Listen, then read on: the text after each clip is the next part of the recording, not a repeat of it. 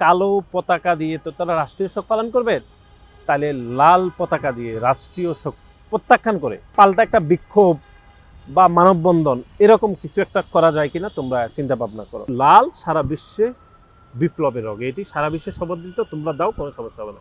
আমাদের প্রথম কর্মসূচিটি ছিল এরকম যে কালো পতাকাকে প্রত্যাখ্যান করে লাল পতাকা দিয়ে বিক্ষোভ মিছিল মানববন্ধন হবে। জুলাইয়ের 29 তারিখ সরকার ঘোষণা দিয়েছিল যে 30 তারিখ অর্থাৎ জুলাই 30 তারিখ তারা সারা দেশে রাষ্ট্রীয় শোক পালন করবে কালো ব্যাচ ধারণ করে।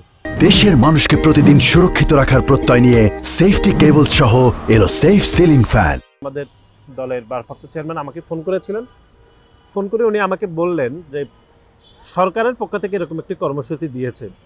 তো সঙ্গত আমি বাসায় আসার পরপরই উনি ফোনটা দিয়েছে, আমি আসলে জানতাম না।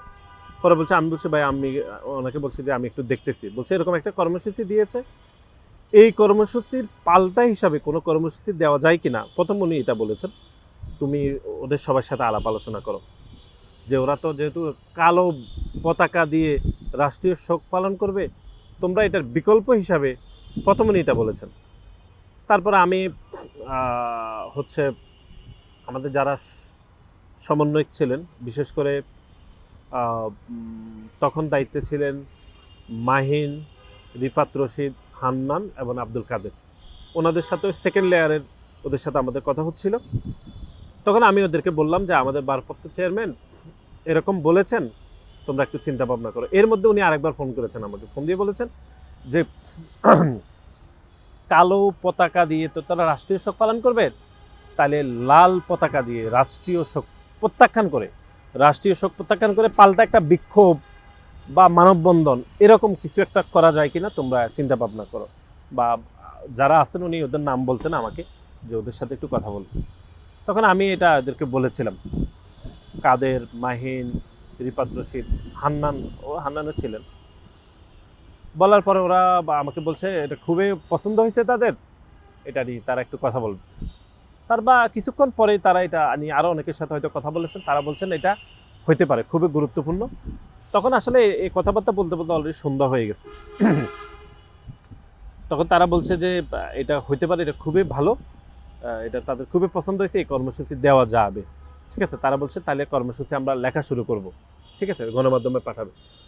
এর মধ্যে একটা কনফিউশন তৈরি হয়েছে। তখন আমরা যখন তাদের সাথে কথা বললাম, আমাদের সংগঠনের সভাপতি সহ আমরা কথা বলে তাদেরকে জানানোর পরে হঠাৎ করে আমার মনে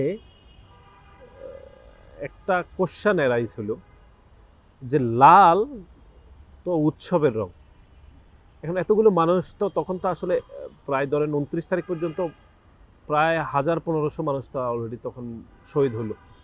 আমি চিন্তা করলাম যে লাল যদি পতাকা দিয়ে করে তাহলে লাল কি উৎসব রং হয়ে যাবে কিনা। আমি আবার আমাদের ভারপ্রাপ্ত চেয়ারম্যানকে ফোন দিলাম।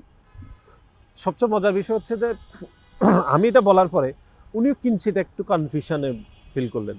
আমি বলছি যে এরকম যে স্যার, লাল তো উৎসবের রং, এখন লাল দিয়ে যদি করে এ নিয়ে যদি কোনো সমালোচনা হয়, আমি এটা ওদেরকে বললাম, আমাদের ভারপ্রাপ্ত চেয়ারম্যানকেও বললাম। তখন তো উনি একটু হালকা একটু বলে উনি বলছে ঠিক আছে, আমি একটু চিন্তা ভাবনা করি, কিন্তু লাল সারা বিশ্বে বিপ্লবের রঙ, এটি সারা বিশ্বে সমাদৃত, তোমরা দাও, কোনো সমস্যা হবে না।